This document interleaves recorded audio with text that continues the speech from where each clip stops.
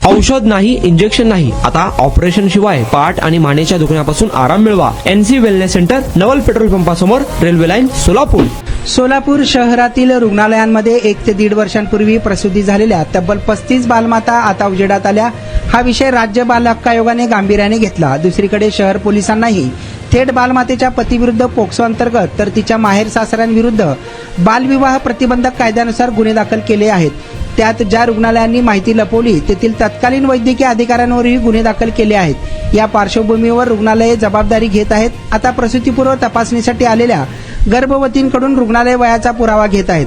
मागच्या आठवड्यात सोलापूर शहरातील एका रुग्णालयात मोहोळ तालुक्यातील एक मुलगी प्रसूतीसाठी आली होती. रुग्णालयातील डॉक्टरांनी तिच्या जन्माचा पुरावा मागितला असता त्यावेळी त्या मुलीचे वय 17 वर्ष असल्याची बाब समोर आली. त्या रुग्णालय प्रशासनाने याची माहिती जोडबावी पेठ पोलिसांना कळवली.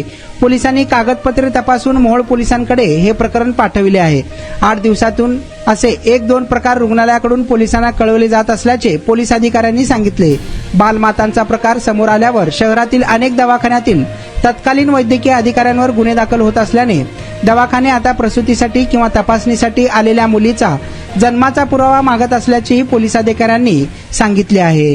पाय दुखत होता, पायाचा त्रास होत होता आणि अगोदर आम्ही पाय दुखतोय म्हणून पायावर खूप इलाज केला.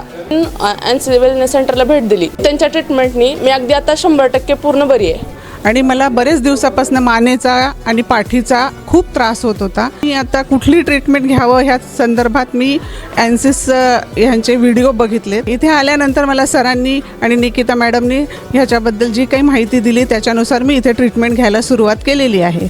त्या ट्रीटमेंटने मला 5 दिवसातच इतका फरक जाणवलेला आहे. माझ्या मुंग्या पूर्णपणे कमी झालेल्या आहेत.